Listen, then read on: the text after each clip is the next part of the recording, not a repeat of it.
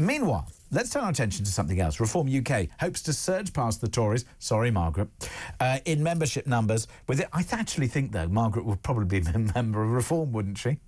Anyway, within a month after publishing figures, they show that they're only 11,000 members short. So what does that mean for UK politics? Howard Cox is founder of Fair Fuel UK, and he's also a former Reform candidate was it the London Nightmare under Sadiq Khan? I don't know.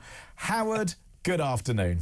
Hello, James. Long time no speak. Good to see you, mate. Well, it's nice to be back here on the airwaves and the visual waves. I mean, look, you know, you're a sort of political beast, as it were. You've been involved in politics for many times. I'm assuming if Margaret Thatcher was still in charge, we wouldn't have half of the problems that we've got today, would we? Well, you're absolutely right. I'm a devout Thatcherite. That's what I was. I mean, what's happened is, you know, we wouldn't have a Reform Party if it wasn't for the fact that the Tories have moved away from the actual area which they were controlling, which is the majority of the country. You know, either middle road, slightly centre-right maybe, but, you know, if they hadn't been so incompetent and clueless, and, you know, they're very arrogant now, Labour's in, and we knew what Labour would do. I didn't think it'd be as bad as this, though, James, but having said that, these uni parties, the two parties themselves, people are fed up to the back teeth, and it's hurting them in their pocket, it's hurting them in their lives. All sorts of things are happening at the moment with people, particularly things like policing, immigration. We can go on forever, but fundamentally, Reform wouldn't exist if it wasn't for those two parties being so incompetent. So maybe we should rename or ask Nigel to take a new surname and call him Nigel Thatcher, you know, because maybe that you know, that's what's required. But when it comes to looking at this membership, how important is it to have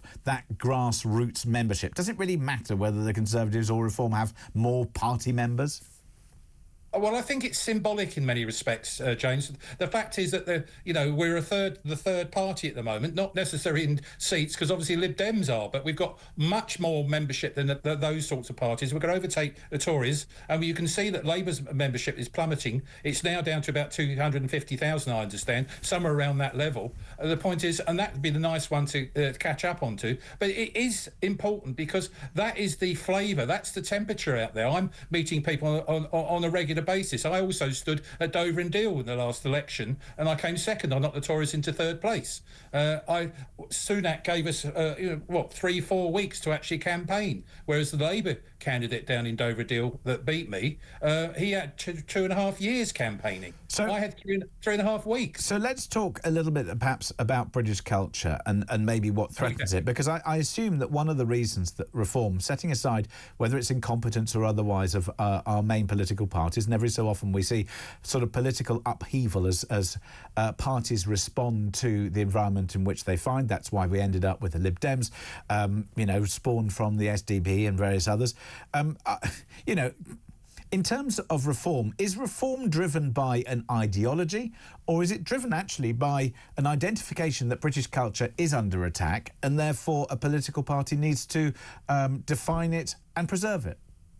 Well, I'm a pretty pragmatic and practical sort of character, and it took a lot for when Richard Tice asked me. Actually, it was on talkTV. We went for a coffee afterwards when I used to appear on his Sunday spot. And we went for a coffee, and he said, how would you like to stand for London Mayor? And I said, no way, until I discussed with them their policies. And it took me 3 months to say yes. And yes, it was impossible. There was no chance of winning. But the important thing was establish a bit of a basis for actually to springboard further forward. We did get one guy, actually, Alex Wilson, who's now on the Assembly. But answering your question, from a point of view of the culture, I don't think that really enters into it. We're all proud British people, and whether it's arts, ingenuity, tolerance, generosity of spirit, sense of humour, all those sorts of things, we stand for. The important thing is it's what's happening to people basically at grassroots. I mean, I guess if you've got the Labour government as they currently in, you've got to have a sense of humour, haven't you? Well, absolutely right. I mean, I can't believe what's happening. I have to say that I've got to thank the Labour government because we actually got another freeze in fuel duty. I've been doing that for 15 years, and I never expected them to actually, I did lots of campaigning, worked with a lot of the Tory backbenchers and also, obviously, the famous five of Reform to convince them, and I'm delighted. But then it was all tempered. I'm sorry. It was, I got really saddened by the fact what they were doing with the inheritance tax. And one Labour MP said to me 3 or 4 days after the budget, Howard, you've done a great job on fuel duty again, but it was either you or the farmers. There's an irony. There is an irony.